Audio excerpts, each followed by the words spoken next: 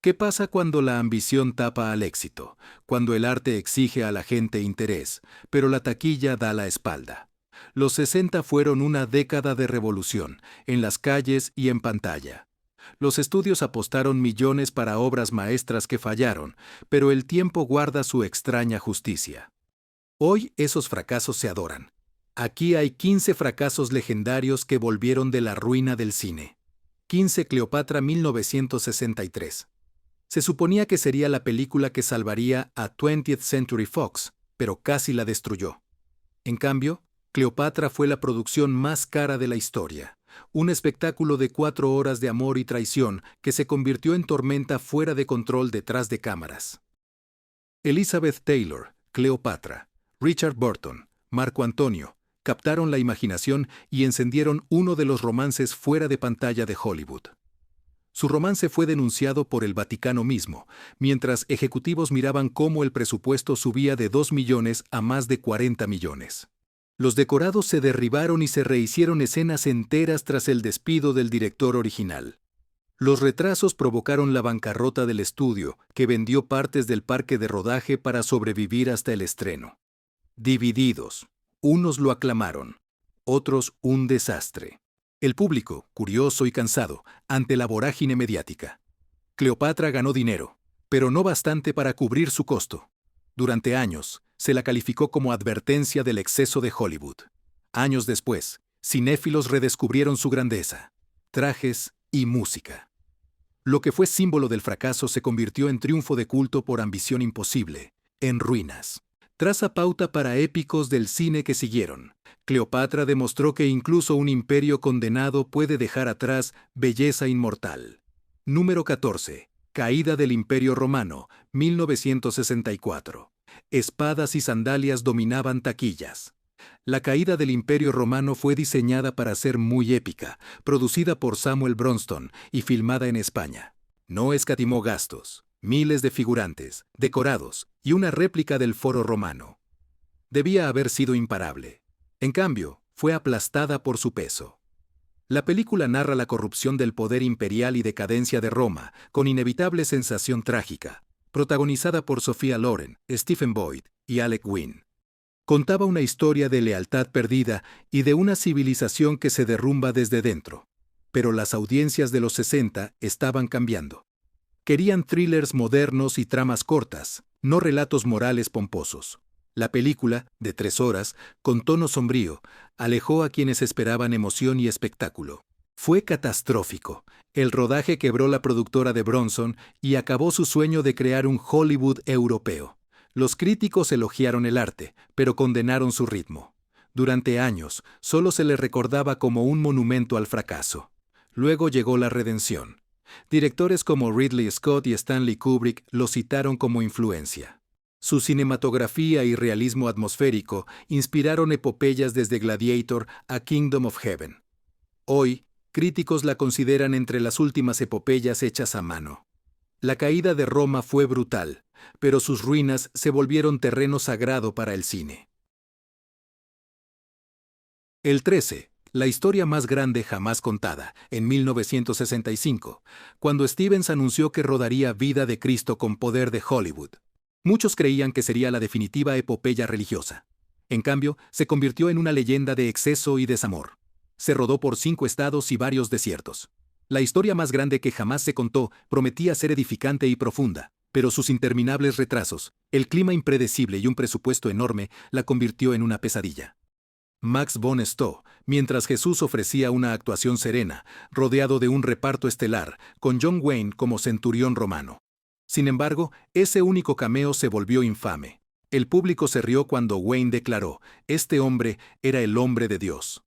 Lo que debía inspirar fe provocó ridículo. El estudio entró en pánico, cortó escenas y reformó las ediciones, pero el daño ya estaba hecho. La película costó casi $20 millones y ganó solo la mitad. Los críticos lo calificaron de lento, sin vida y sobreproducido. La reputación de George Stevens sufrió durante años, ya que la película se usó como ejemplo de cómo Hollywood entendía mal la espiritualidad, pero con el tiempo su destino fue reescrito. Fotografía en pantalla ancha, ritmo meditativo y la inquietante banda sonora de Alfred Newman. Estos elementos ganaron mucha admiración entre historiadores y eruditos.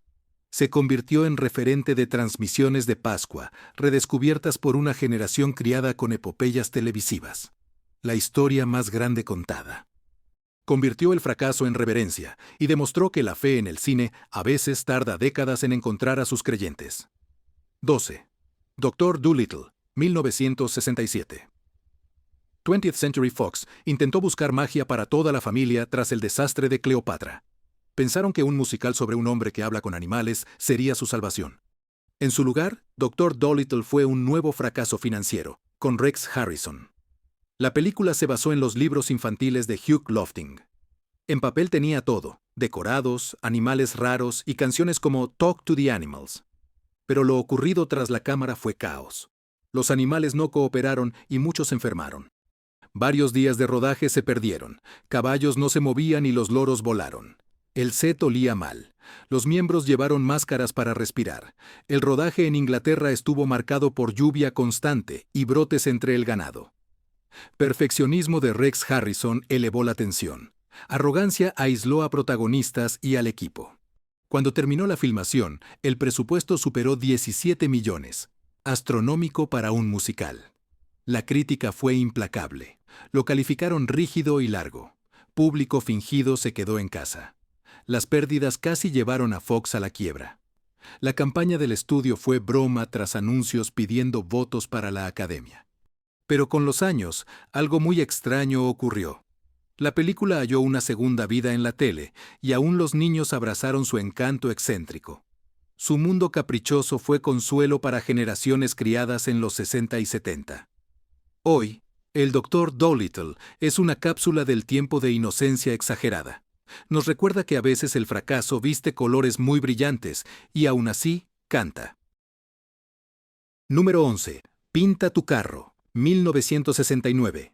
Imagina a Clint Eastwood y Lee Marvin cantando en un musical del oeste. Esa frase basta para explicar por qué Pinta tu carro estaba condenada desde su nacimiento y destinada a una eternidad de culto nacida al final de la era de los musicales de Hollywood. Esta adaptación de gran gasto del éxito de Broadway costó 20 millones. La historia siguió a dos buscadores de oro duros que terminaron compartiendo una esposa durante la fiebre del oro de California. Fue en parte comedia, en parte tragedia y principalmente confusión. La producción fue una odisea. El elenco y el equipo vivían en condiciones de frío extremo en las montañas de Oregón. Los decorados quedaron arrasados. En las tormentas, el director Joshua Logan luchó contra el cansancio y la depresión, mientras los ejecutivos del estudio exigían reescrituras. Clint Eastwood admitió luego que odiaba cantar y Lee Marvin bebía durante el rodaje. Cuando las cámaras dejaron de rodar, los costos se descontrolaron. Cuando se estrenó, la crítica quedó desconcertada. Algunos elogiaron su ambición, otros se burlaron. Un tono extraño, casi 3 horas. Después de poner a prueba financieramente la paciencia de la audiencia, se desplomó. Paramount perdió millones y la crítica enterró para siempre la idea del musical del oeste. Décadas después, Paint Your Wagon se convirtió en una curiosa favorita entre coleccionistas y aficionados. Sus canciones folclóricas, su energía salvaje y su negativa a encajar en cualquier género. Lo hizo inolvidable. Captó el caos de una década que se desmoronaba para cambiar. Los 60 terminaron con vaqueros cantando amor y libertad. Esa contradicción dejó legado. Número 10. Hello Dolly, 1969. A finales de los 60, la era musical moría. 20th Century Fox no le importó. Invirtieron ya más de 25 millones en Hello, Dolly. Explosión de Technicolor para rescatar ánimo de Hollywood. Pero fue símbolo de exceso y de tiempos que aún cambiaban.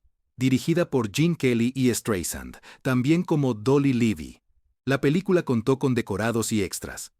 Cada escena brillaba con perfección. Detrás del espectáculo, la tensión era palpable. Streisand tenía apenas 26 años interpretando a una viuda casamentera, el doble de su edad. Sus choques con la coestrella Walter Matthau se volvieron legendarios. Se decía que se despreciaban mutuamente y que se negaban a hablar. Las audiencias frente a la cámara percibían algo artificial. En la era de Easy Rider y Woodstock, su optimismo alegre parecía muy desfasado. Los críticos lo llamaron plástico y sin alma. La taquilla fue muy desastrosa y Fox volvió a perder dinero. La ironía fue cruel. 3 de los mayores fracasos de la década vinieron del mismo estudio, pero con el tiempo funcionó. Su magia serena. Hola. Las canciones de Dolly perduraron también en la cultura pop. Su cinematografía influyó a cineastas como Baz Luhrmann y Damien Chazelle. Después ganó Oscar y fue referente en retrospectivas musicales, años después de su fracaso. Hola Dolly. Encontró vida como carta de amor al Hollywood. Recordó. Cae el telón. Las melodías nunca dejan de sonar. Ecoando. Número 9. Chitty Chitty Bang Bang. 1968. Colorida y alegre. Se hizo para imprimir dinero. Pero Chitty Chitty Bang Bang se estrelló y ardió antes de despegar, basado en el libro infantil de Ian Fleming y producido por Albert Broccoli, famoso por James Bond. La película narra la historia de un inventor peculiar que realmente fabrica un coche volador para sus hijos. Con canciones de los Sherman Brothers y Dick Van Dyke como protagonistas, se esperaba encantar a las familias de todo el mundo, pero la producción se convirtió en una pesadilla mecánica. La filmación se prolongó durante meses debido a desastres meteorológicos y a coches de utilería que fallaban. El presupuesto se disparó más allá de los $10 millones, una suma colosal para una aventura familiar en los años 60. Los críticos fueron tibios al estrenarse. Dijeron que era demasiado larga, empalagosa y extrañamente desigual. El ritmo fue pesado y la audiencia se dispersó. La película apenas recuperó presupuesto de UA. Fue un bochorno, mas la magia no murió. En la televisión de los 70 fue filme de culto. Los niños amaron imágenes de ensueño y un villano inquietante. El cazador de niños, el coche, volvió cultura pop. Lo que fue un fallo creció hasta ser una de las fantasías familiares más queridas. Time dio alas a Chitty Chitty Bang Bang. Siempre estuvo destinado a su fracaso. Demostró que a veces el asombro necesita una segunda oportunidad para volar. 8. 2001. Una odisea del espacio. 1968. Hoy es una de las mejores películas de la historia, pero en 1968-2001, Una odisea del espacio de Kubrick fue tratada como invasión alienígena. Cuando se estrenó, el público quedó desconcertado. El diálogo era escaso, ritmo glacial y la historia misteriosa. Muchos se fueron a la mitad de la proyección. MGM entró en pánico. Críticos lo llamaron vanido e incoherente. Los periódicos ridiculizaron. Clase de ciencia de 3 horas. Taquillas cayeron tras la semana. Parecía que el audaz experimento de Kubrick en filosofía cósmica fracasó. Detrás de las cámaras. Kubrick estaba devastado. Dedicó años a perfeccionar las imágenes con técnicas nuevas que empujaron el cine más allá de lo visto. Pero el estudio quería otro éxito para el público, no un viaje muy meditativo por el espacio. Entonces ocurrió algo inesperado. Jóvenes fueron a las funciones de medianoche, atraídos por la contracultura. Vieron lo que no vieron. Una odisea sobre evolución y destino, difundida de boca en boca. Las proyecciones se agotaron. Los mismos críticos que la descartaron debieron verla de nuevo para entenderla. Décadas después, 2001 fue el estándar de oro de la ciencia ficción. Su influencia llega a Star Wars y Blade Runner, y a sagas de ciencia ficción que siguieron. El fracaso de Kubrick se convirtió en profecía cósmica. Lo que pareció locura reveló genio adelantado. Número 7. La noche de la iguana, 1964. La noche de la iguana de John Huston debía ser un éxito de prestigio, uniendo la desesperación de Tennessee Williams con el glamour de Hollywood en la historia del cine. En cambio, provocó escándalo y caos, casi quiebra, rodada en México. La película incluyó a Burton, Ava Gardner y Kerr. En una historia sobre un ministro destituido que busca redención en un hotel costero, el ambiente era sumamente sugerente como el guión. Chismes locales estallaron con romances entre reparto y equipo. La bebida de Huston igualó el conocido exceso de Burton y la producción quedó en caos. Cuando la película se estrenó, el público quedó dividido. Algunos críticos elogiaron su arte y profundidad. Otros la hallaron vulgar y recargada.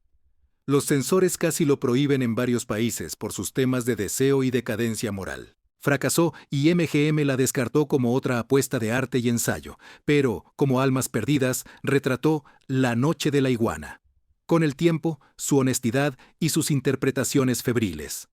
Hoy se considera una de las mejores de Huston, violencia emocional y belleza sin igual. La ciudad mexicana donde se rodó se convirtió luego en paraíso turístico, nombrada por Scandal to Salvation. Pasó de la vergüenza de Hollywood a obra maestra. Cinta que enfrentó el caos, se volvió himno para los rotos y audaces. 6. El juicio de 1962. Orson Welles llamó su mejor película, pero el mundo la llamó desastre. El juicio fue una adaptación surrealista de la novela de Kafka y una catástrofe comercial rodada por Europa en decorados prestados. La película tuvo a Anthony Perkins como un hombre acusado de un crimen sin nombre, en un mundo que no tenía sentido. Wells dirigió, escribió y editó todo él mismo, luchando contra estudios y financieros que no entendían su visión. Disparó en París, en edificios abandonados y ante la puerta vacía, mucho antes de que fuera museo. El ambiente era sombrío. Cuando se estrenó, los críticos quedaron desconcertados, esperaban a Caín. En cambio, tuvieron un sueño febril sobre burocracia, culpa y locura. El público estadounidense ya lo evitó. Los distribuidores lo enterraron, los críticos lo descartaron como sin sentido. Con el tiempo surgió su genio. Iluminación dura y arquitectura opresiva influyeron en generaciones de cineastas desde Gilliam y Lynch. El juicio se convirtió en culto entre cinéfilos. Vieron en él ya la traducción cinematográfica de la angustia existencial. Aunque destruyó toda esperanza de que Wells recuperara el poder de Hollywood en la corriente principal, la sombra de la película se cernió sobre el mundo del cine de arte y demostró que los visionarios suelen fracasar antes de ser comprendidos. El juicio pasó de la ruina comercial a la escritura artística. Un recordatorio de que la confusión es, a veces, la forma más elevada de la verdad. Número 5. Es un mundo loco, loco, loco, loco. 1963. Una carrera por un tesoro enterrado. Docenas de leyendas cómicas. Un estudio decidido a hacer la película más divertida hecha, y cuando It's a Mad, Mad World se estrenó, casi llevó a la quiebra. Stanley Kramer, director de United Artists, reunió reparto estelar. Sid Caesar, Mickey Rooney, Ethel Merman, y más, para una épica aventura. La película fue enorme en todos los sentidos. Duró más de 3 horas y mostró choques de coches que destruían vehículos reales. Decenas de decorados cubrían desiertos, autopistas y pistas de despegue. Los costos sobrepasaron los $10 millones. Críticos divididos. Algunos lo llamaron agotador, otros lo consideraron genial, pero la gente quedó desconcertada por su longitud. Después de un fuerte estreno, la asistencia cayó. United Artists gastó para recuperar pérdidas. Con el paso de las décadas, su leyenda creció. La película se convirtió en un habitual de medianoche y VHS.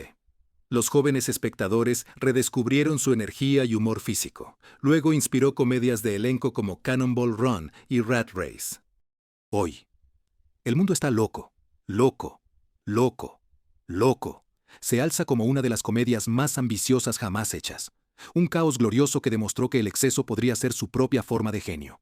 Su fracaso abrió camino a todas las farsas cinematográficas que le siguieron. Número 4. Dos para la carretera.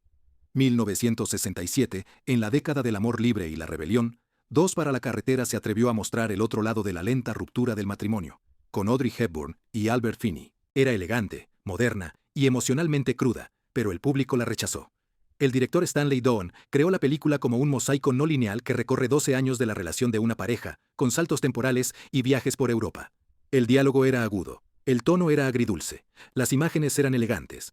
Los críticos elogiaron su honestidad, pero los espectadores se confundieron por su estructura fragmentada. Los años 60. El público quería escapismo, no reflexión. La película tuvo mala taquilla y Fox la enterró tras bambalinas, mientras la tensión seguía. Mientras Hepburn luchaba con la emoción del papel y exigía varias tomas, las improvisaciones de Finney chocaban con la precisión de Hepburn. El set se convirtió en una batalla entre métodos y estados de ánimo cuando la película fracasó. Los críticos lo llamaron demasiado cínico, demasiado moderno y demasiado triste para su época, pero con los años, la percepción se suavizó. Los cinéfilos lo redescubrieron como una de las mejores interpretaciones de Hepburn, vulnerable, feroz y extrañamente real. Su estilo de edición influyó en numerosos dramas románticos, desde Annie Hall hasta Eternal Sunshine of the Spotless Mind. Lo que fue un desamor real para sus creadores se volvió espejo para toda generación que amó y perdió. Dos para el camino. Demuestra que la taquilla no dura, la verdad emocional perdura para siempre. En tercer lugar, La casa embrujada, 1963. Pocas películas de terror de los 60 inquietaron ya la mente en vez de los sentidos. Esta película, dirigida y basada en una novela de Shirley Jackson, aterrorizó críticos y audiencias y pagó el precio. Fue una obra de horror que asustó a críticos y dejó fuera a las audiencias. Rodada en blanco y negro, con trucos de cámara muy sutiles. No mostró sangre ni monstruos por completo, El miedo nace de susurros y crujidos y de lo que el espectador imagina. Nunca se vio a los ejecutivos preocupados de que la película fuera extraña o silenciosa. Ellos querían historia de fantasmas, pero Wise dio cerebral. La película debutó con poca gente. El público buscó impacto, no miedo. Los críticos elogiaron su inteligencia, pero el marketing no supo venderla. Al terminar, apenas cubrió costos y fue olvidada. Décadas después, la llamaron la película definitiva de Casas Encantadas. Su influencia se liga directamente al Shining, Poltergeist y a los demás. Martin Scorsese y Steven Spielberg la consideraron una de las películas más temibles de todos los tiempos. Su sonido se volvió una leyenda entre puristas del horror. El ambiente inquietante fracasó en su tiempo, pero esa contención lo hizo ya eterno. Demostró que el horror puede susurrar y, aún así, sacudir el alma. Segundo, Bonnie y Clyde, 1967. Antes de ser un hito cultural, Bonnie y Clyde enfrentó el miedo. Ejecutivos de Warner Bros. Entraron en pánico tras las primeras proyecciones. Los críticos lo despreciaron. The New York Times lo llamó repulsivo. La violencia era excesiva, el humor oscuro. La mezcla de amor, historia y masacre dejó confundidas a las audiencias por meses.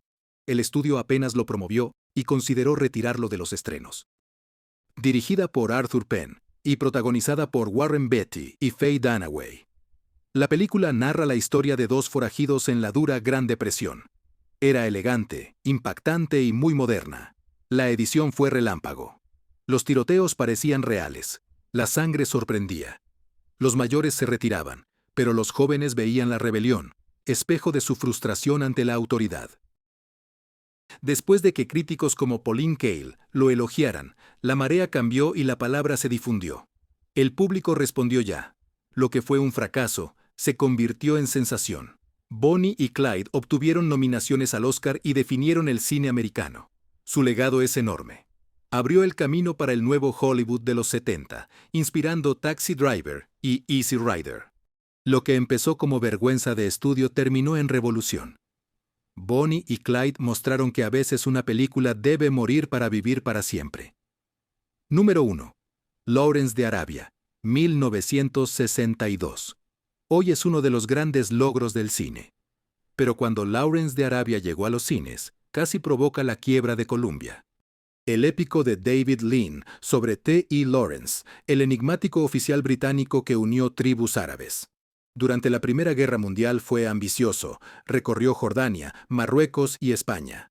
Capturó desiertos y batallas monumentales, pero su duración, de más de 3 horas y media, probó la paciencia del público. Los críticos tempranos lo hallaron. Los estudios recortaron 40 minutos para hacerlo más comercial, y eso confundió a la audiencia. La producción fue una pesadilla. Peter O'Toole sufrió heridas en el desierto. Las cámaras térmicas se rompían a diario. Los camellos murieron durante el rodaje. Leanne chocó con los productores por el presupuesto y el tono. Para cuando se estrenó la película, el costo había superado los $15 millones. Un riesgo asombroso en los primeros años 60. Los ingresos de taquilla iniciales fueron decepcionantes, y los críticos predecían la ruina, pero la película no se rindió cuando fue restaurada. Años después, con el metraje perdido, el público finalmente vio la obra maestra. Los críticos destacados la reevaluaron, calificándola como una sinfonía de luz y arena. Barrió los Oscar e influyó en generaciones de cineastas, de George Lucas a Christopher Nolan. Lawrence de Arabia empezó como fardo y terminó como faro. Mostró que arte no obedece al tiempo ni al dinero. Sigue. Estos fallos de cine nos recuerdan que el fracaso y el genio suelen compartir encuadre. Los 60 fueron llenos de sueños grandes para su época, buenos para el tiempo. Cada fallo de la lista fue un hito del riesgo y de imaginación. ¿Cuál de estos fracasos te gusta más? Dale me gusta, comparte y suscríbete para más historias ocultas de la pantalla.